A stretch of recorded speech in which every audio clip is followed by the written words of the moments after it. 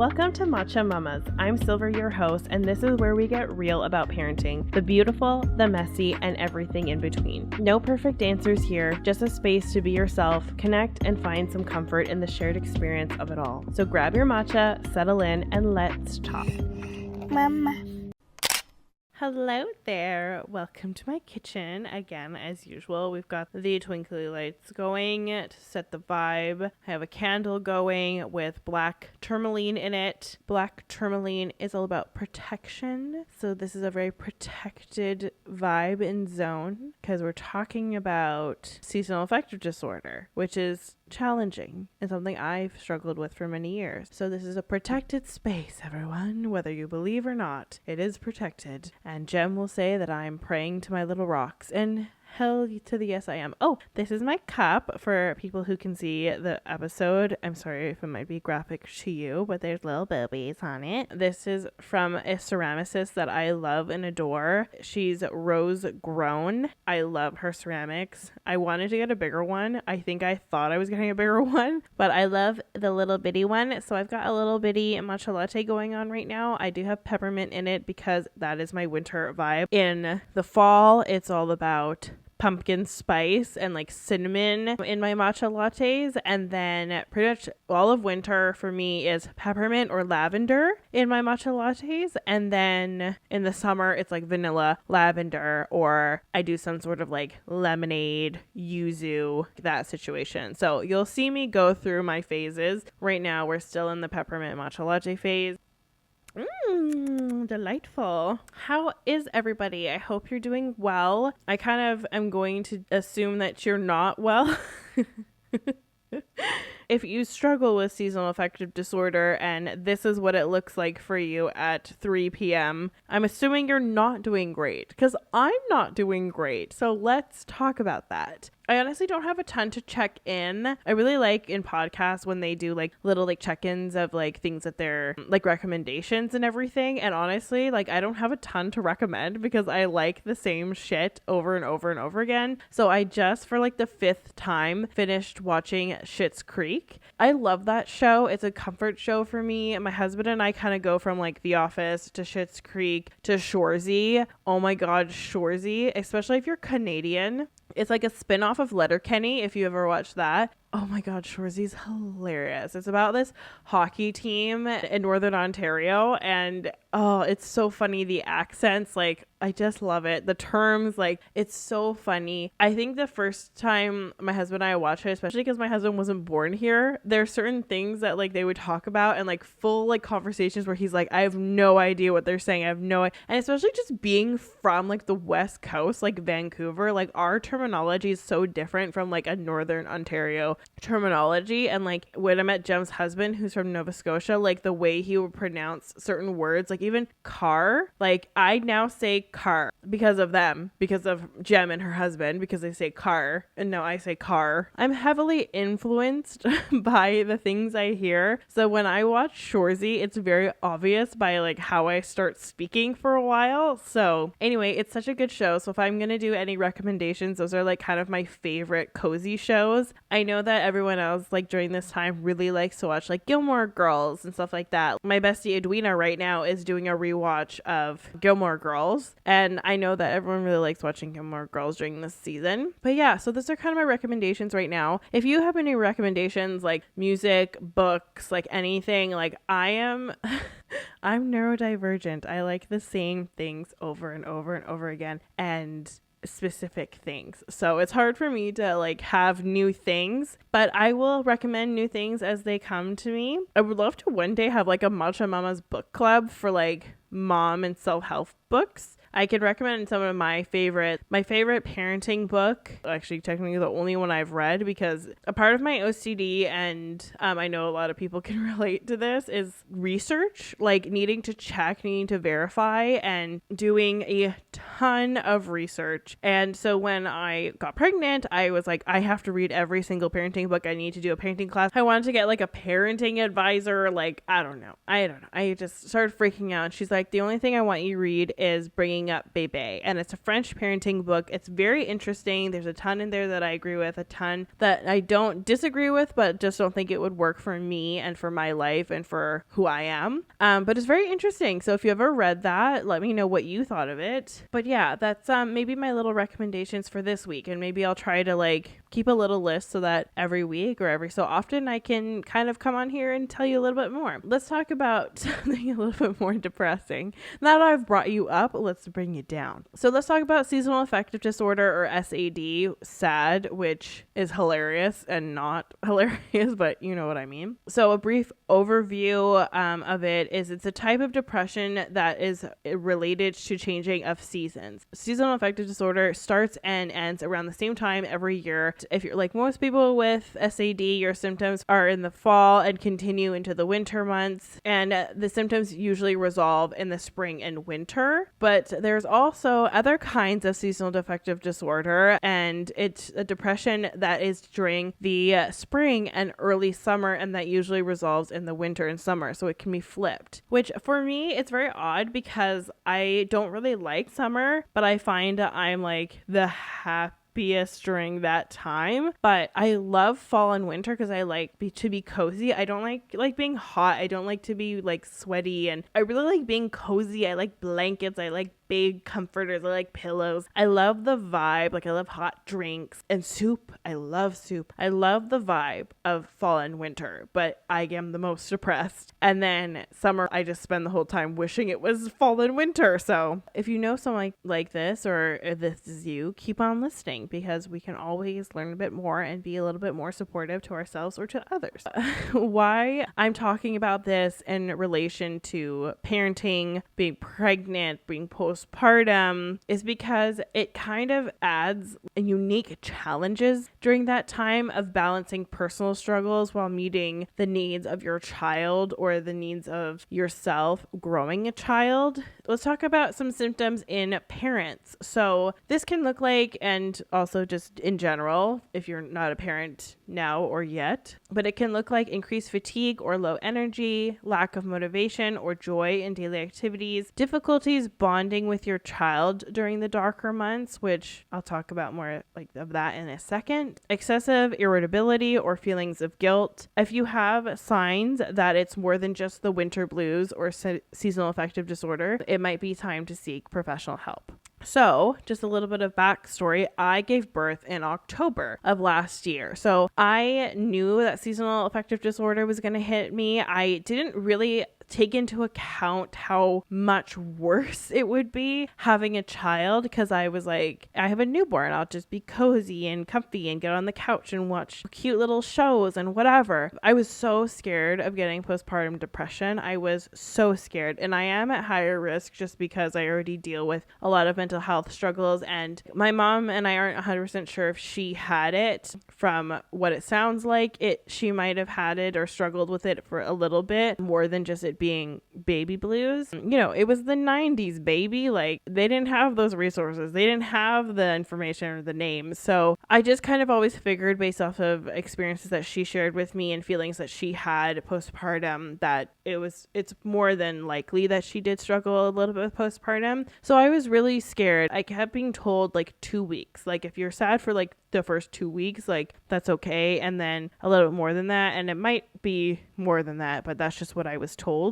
So I really struggled. I'm just going to ask for you to hold a little bit of space for me right now, because it is hard. And I do want to talk about this because I don't want anyone else who feels this way to feel alone in it. So if this is you, or you are recognizing this in someone else, please just take the time to listen to what I'm about to talk about, because it was a really lonely experience for me. And I found there's a lot of people in my life who are ready to support, but not a lot of people in my life who understood. So I understand perfectly. So yeah, I had my baby in October. Even watching my labor vlog back, I was in such a state of dissociation. I knew that I was having a baby, and I could feel that I was having a baby, but I was in labor for 4 days, and I had gone pretty much that whole time without a single second of sleep. I was starting to hallucinate, and I was in so much pain and fatigue that basically my legs were collapsing.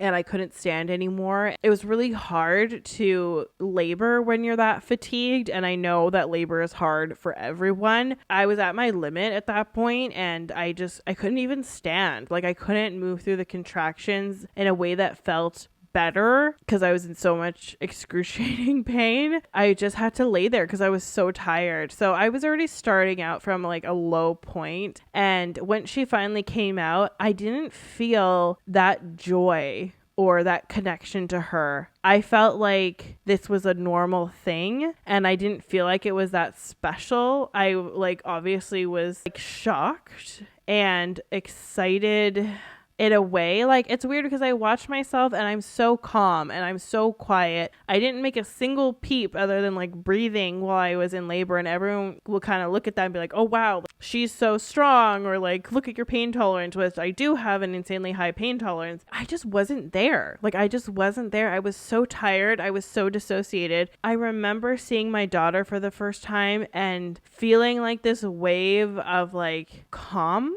Like, it was calm. I didn't necessarily feel like overjoyed or like that love. It felt normal. Like, I was like, okay, yeah, hey, how's it going? Like, I had known her forever, and she had just come over, and I was like, hey, what's up? And like, obviously I was happy to see her. The guilt I felt and still feel of not having that like moment of like overjoyed happiness and love. And like, when they put her on my chest, I was like, yes, like, this is very normal. Like, and I'm like, oh, you poor fucking thing. Like, I was so dissociated. It took me 4 months to accept that she was my daughter and not my sister. And I just kept thinking like, I'm this like weird surrogate for my mom. And that my mom was going to come and take over one day, but that like, this was my sister. Like, I really felt like she was my sister. Right off the bat, I still have a hard time forgiving myself for that because I felt wrong. I felt really wrong in how I felt. When I started going through my postpartum journey, and I felt this like dooming sadness and not regret, like, I luckily, I say in quotes, didn't have that feeling of like, oh my God, what did I do? I'm not supposed to do this, whatever. I had this like nonsensical sadness, and I was so tired. And I'll just give a trigger warning right now for like thoughts of death and suicide. But I kept thinking like, you're so tired and you can't take a break. Like, you can't take a break. You need to breastfeed this child. Like, she only wanted me. And I was okay with that. But the only way I'm going to get a break is if I'm dead. And I just kept hearing that. And I kept feeling that way. It was kind of like, that's when I knew that it wasn't just seasonal affective disorder or just baby blues. And it just kept going for months of feeling that way. I had a really good support system, and I was really reassured that like, I loved being with my baby and being a mom more than I wanted a break. It was never about dying, luckily for me. It was about needing a break and being exhausted. Sorry, that was heavy for me to share, and I'm sure it's heavy to hear, but I just want everyone to know the reality of what it can feel like for some moms, for you to have a little bit more compassion and understanding and care for some moms and some people who just had a baby during this time. And in general, people would come over, and I have people now who are like, I didn't know. Like, I had no idea this is what you're going through. And like, I put on a beautiful fucking show. I hosted a Christmas party while wanting to off myself. And I'm sorry because it's not funny, but like, I just have to laugh at it. Like, I just have to laugh at it. You just never know. So I think there's a big difference. You might not see the difference between seasonal affective disorder, baby blues, and postpartum. And we'll talk more about that in the next episode because we're just going to focus on seasonal affective disorder in this specific episode. I wanted you to have that in mind already going into this like 2-part, mini series that we're going to be talking about, because you're giving birth in the dark and then you're staying in the dark with a newborn that you're trying to adjust to the world, and you're trying to adjust yourself in the dark. Like, you're doing all of this in darkness, physically and mentally in darkness. Have a little bit of compassion for yourself. Have a little bit of compassion for the people in your life, and try to do whatever you can to support each other and yourself. All right. See, I told you I was going to bring you down. Whew, okay. Whew. let's breathe. I am going through seasonal depression right now, and because your body, if the book Your Body Keeps Score is really great too, but the body does keep score and it keeps track of seasons. I think my friend Edwina was telling me that your body remembers seasons. So as soon as this season started, I was so scared. My whole body was like in that fight or flight, fearful energy and fearful zone, because I was like, it's going to happen again. This feeling is going to happen again. We're going to feel the way we felt last year again. And I don't want to go through that again. And I've had to teach and retrain my body that we're not in the same space and we're not in the same environment and timeline as I was last year. And that's been really hard for me to reteach myself. So I'm in this with you physically and mentally. I know what this feels like right now. I'm just going to have a sip of matcha to regulate myself. So let's talk about some strategies. Light therapy.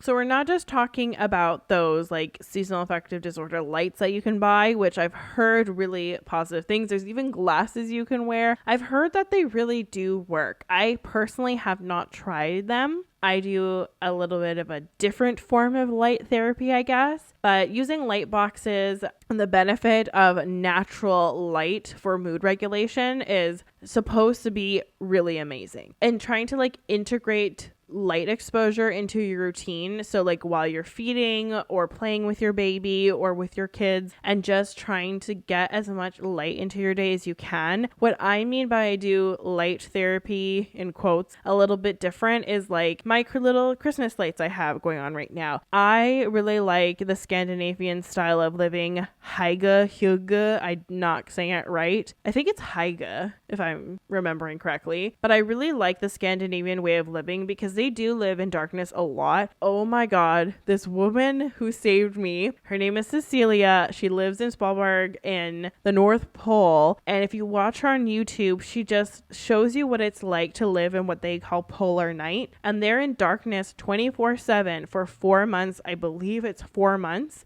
every year. And she tells you and shows you how to like live in the darkness. And I would watch her while I was like, I'm living in a pit of despair and darkness. And she made me feel a little bit more enlightened and a little bit more joyful in the dark. And I say that a little bit. It was a good distraction and it was a good like learning opportunity. And it was really beautiful to see someone so joyful and live such a simple life. She shows herself airing out her sheets every morning and turning on her lights and lighting a fire and just like living in the quiet and in the darkness. And it really helped me. She's great. I love her so much. I still watch her all the time and she's just so hilarious. I like to light candles. I have it on right now because I'm recording this episode and I'm filming it. I have my overhead lighting on right now, but I usually have that all off, which sounds like counterintuitive because it's like, it's dark, let's turn off more lights. But I turn off all the overhead lights, candles. I got a ton of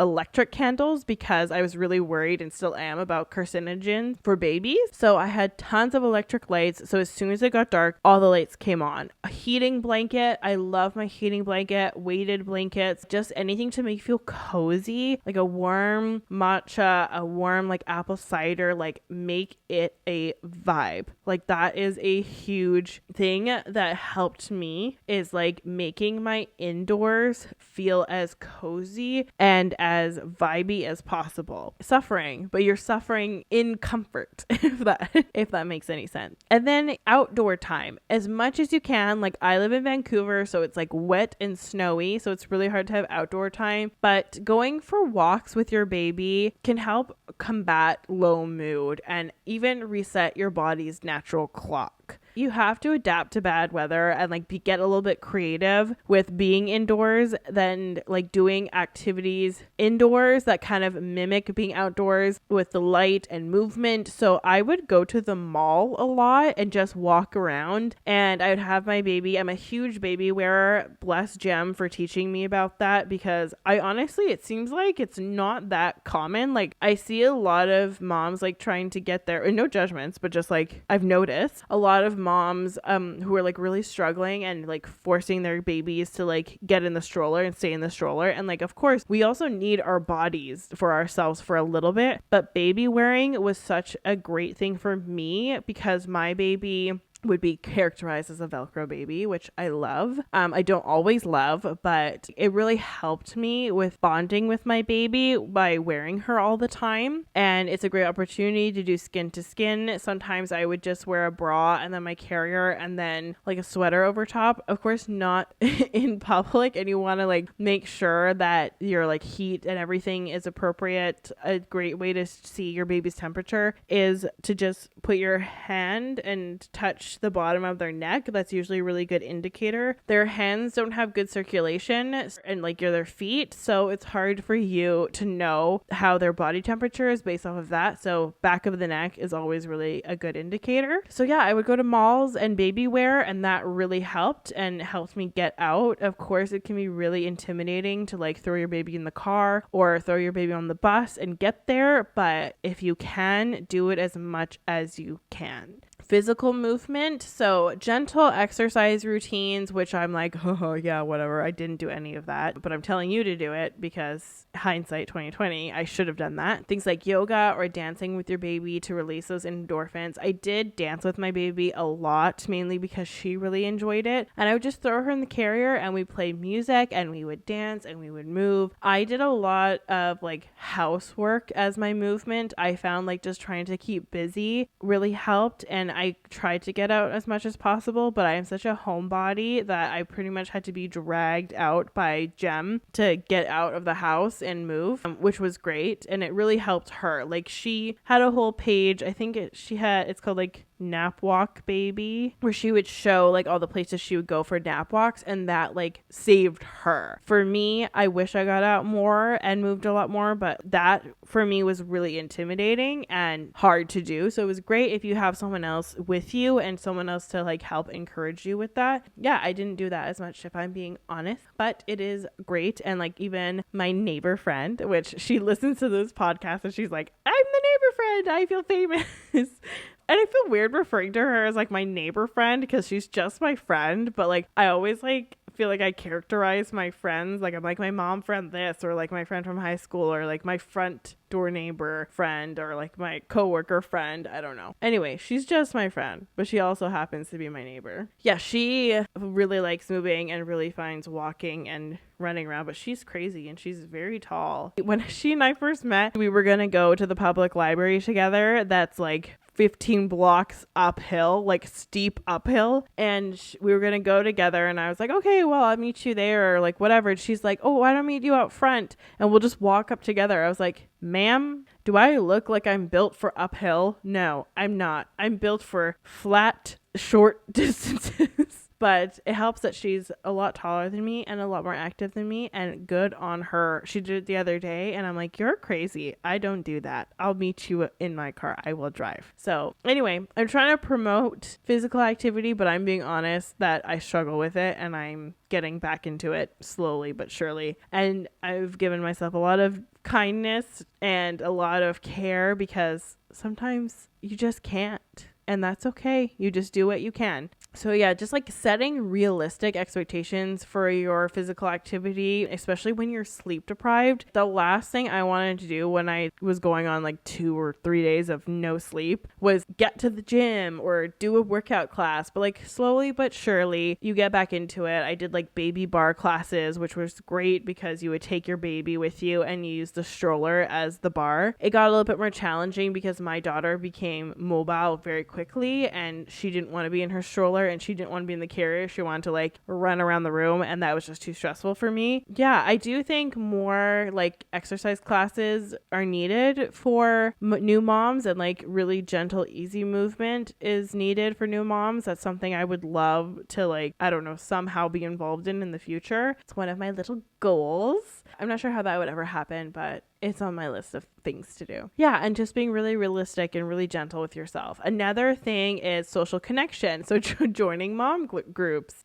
joining mom groups, baby classes, or virtual communities to combat isolation, and planning low stress social outings to stay connected even when your energy is low. So this is something I really struggled with because I was like, I don't want to go to mom groups. I don't like other moms. Like, I'm not like other moms. I'm a stupid mom. But I honestly, I struggle. I'm a very no new friends person. I am quite introverted. I don't just say that to be cool. I just am. I like to be isolated. I love being isolated, but it does not help my mental health. So something that I started doing when I had a baby is I started reaching out to people, and I'm not a reacher outer. I reached out to my high school friend, a good friend that I knew in high school because I heard she had a baby, and we hadn't been in contact for quite some time for no reason other than we just hadn't. I heard she had a baby, and I was like, I'm struggling. I'm sure she's struggling. Let's see what she's doing. And we connected a couple days after because we're both like, hey, yeah, we're fucking struggling. Let's get a coffee. A coworker of mine heard that I had a baby, and she was like, oh, I work with someone who just had a baby, and she lives in your building, which is my neighbor friend. And normally I would be like, okay, that's great, and do nothing with that information. But I was like, I need a mom in my building. So I connected with her, and I see her all the time, sometimes weekly. And it's the best thing. I can't speak for her, but it's been the best thing for my mental health. I can see her in any state. I can have her over, I can go over there, and I can be in my pajamas with my fucking hair in a bun and looking like a total trash panda, and my house can be a total disaster, and then we can just have the babies here play and commiserate together. And it really does take a village. And I've had tons of conversations with Jem about how there is no village anymore. Where is this village? It takes a village, but you have to build the village as you go. It's true. Back in the day and in tons of cultures, there's so much more support for new moms and for families. Your parents will live with you, and the cost of living was so that your parents would be able to retire and help you with your kids. And not that my parents don't help me with my kids, but you would just be together and raising this child together, and it would be so much easier. So the world and how everything is set up now is completely isolating for mothers and for new parents. So you have to build that fucking village. So let's be a village. Even this podcast can be a part of your village, I hope. And if you will allow me in the village, I can be the village fool. For all I care, we can just hang out. As long as I'm entertaining, I guess. It's been quite interesting for me. And then having the bravery to go to these groups with my neighbor friend, it just gave me a lot of courage to feel safer, or to go with my friend from high school. It made me feel more safe to go to these groups and not feel so alone. And even it's crazy. We have 5 different moms and new babies around the same age in our building. We just started collecting each other. We made a group chat that we kind of share resources and chat in, and we used to do picnics and stuff in the summer. We only did a couple, but we connected that way, which was really lovely and odd for me. That's so not me to just be I'm going for a picnic with strangers, but it's so different when you become a mom. You have this very intimate connection immediately. I had to end up taking my daughter to the hospital because she has allergies, and she had quite a large reaction that sent her to the hospital. And while I was there was this woman who was staring at me, and I was like, hello, what can I help you with? And I thought she was eyeing my daughter, and she was so happy. And then I looked on her lap, and she had a baby, and I was like, oh my God. So I went and sat with her, and I was like, do you have any toys? Here, I brought some toys. So, and I was like, don't worry, they're all sanitized and clean. And then we had a lovely chat. Turns out she has twins, and we made a connection from there. And my husband was like, who are you now? This is not the person that I knew. And he doesn't dislike it, but I'm not a social person, and I'm not the type of person to go up to strangers and be like, so how was your birth? How's your vagina? Did that go well for you, or how'd that go?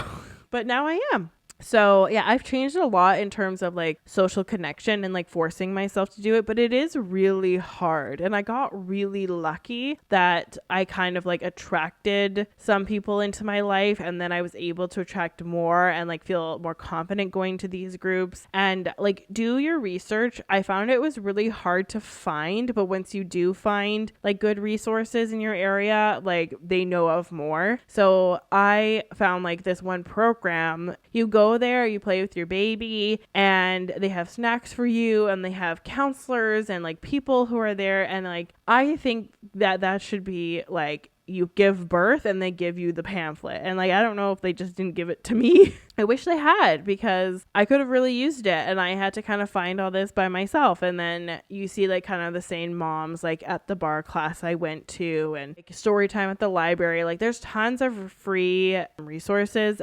Well, I've found tons of free resources that you can look into, and like public rec centers, libraries, like look into those first, and then they usually have good resources for you afterwards. Yeah, that's a little bit about social connection from an introvert. And then things like nutrition. And nutrition was really hard for me because I basically just ate whatever I could and whenever I could. And I think that that's really all we can do sometimes. Eating foods that boost serotonin and mood, so things that have omega-3 fatty acids in them, or whole grains, and like just trying to do as much as you can and keep meals really simple, especially if you're a struggling parent and you don't have time or energy. Jem was really lovely in setting up I think it's called a food chain. I know that there's like the food chain, but I think it's called a food chain as well. And she had this like app or website, which I can link in the show notes later once I figure out what it was, because I didn't think of it till now. But basically you can sign up to bring food, and then like I gave her a list of like places that I like to order from, or foods that I like to eat, and then people would be like, I will come by on this day and bring this food and whatever. And like, I don't think he'll ever listen to this podcast, but like I have a really good friend, Eugene, and he would bring me like really lovely like gourmet meals like all the time on a Saturday, and that was so special. So like just doing what you can to like take the load off yourself and to take the load off other parents by being supportive and like making their life easier, and not having any expectations that like when you bring the food that you'll be allowed in to meet the baby or like view the parents. Like just sometimes dropping it off and leaving is the most beautiful thing you can do. DoorDash gift cards, Uber Eats gift cards, like that is like the nicest thing you could do for a new parent. Like just taking the load off, or even like hiring a cleaner for them. That like it could be a little bit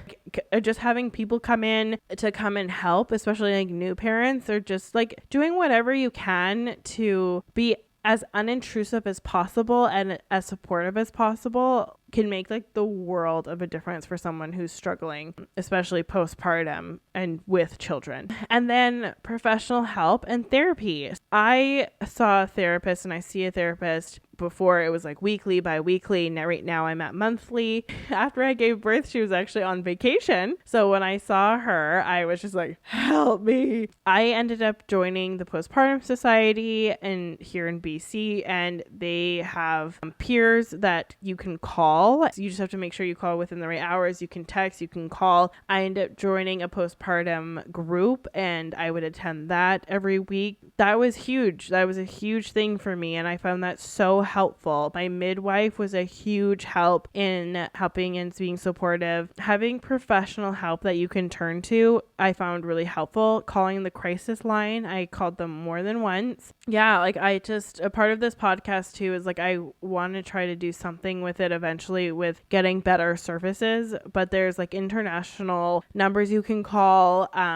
But there's not a ton specific care for postpartum, especially at night. So you use whatever resource you can find, and I'll list some in the show notes in this episode. Don't hesitate. don't hesitate to call. Even getting on antidepressants or other kind of treatments in managing your SAD, world of difference. Don't be shy. My mom always says, don't hesitate to medicate. So don't hesitate to medicate. If you need medication, talk to your doctor, find out what's safe for you at that point in your life and where you're at with pregnancy or breastfeeding or anything. Just figure out what works for you. And it can be intimidating. It can be hard. I'm not going to lie.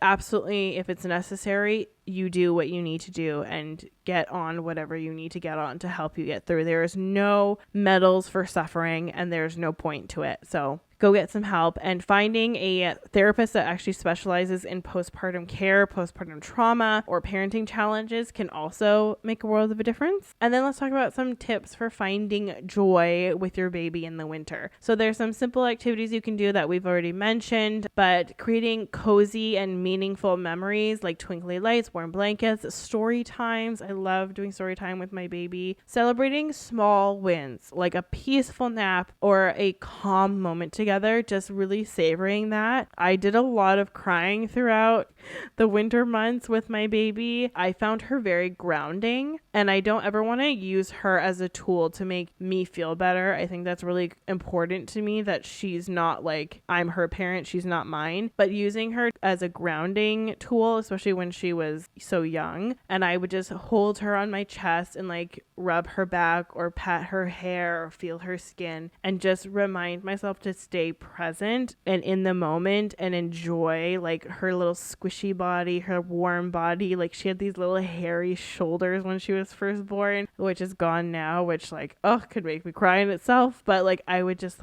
pat her shoulders, like just everything that to help me like recenter myself and like try not to feel guilty that like I'm crying and suffering through this beautiful moment. Two experiences can exist at the same time. You can be like overjoyed and so in love and so amazed and enamored by this little creature that you just created. And then you can also be the saddest and the most devastated and feeling the most despair you have in your entire life. Like those things unfortunately can coexist, but like being okay and accepting that they both can exist at the same time was really helpful for me. So just give yourself that permission to accept both of them and that they both exist at the same time sometimes. And that's okay. That's so okay. And just trying to remember that this too shall pass. And as cheesy as that sounds, like this season will pass. The brighter days are ahead. Just get through it. Like I just kept saying to myself, just get through it. Just get through this next moment and take it moment by moment. Yeah.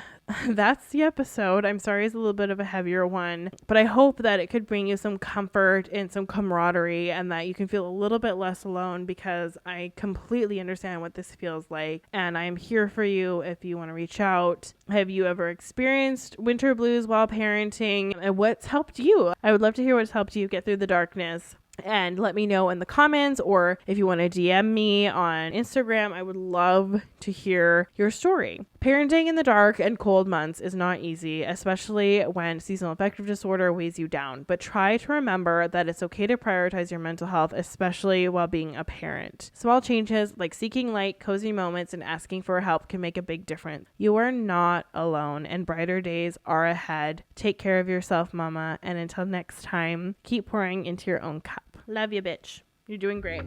Bye.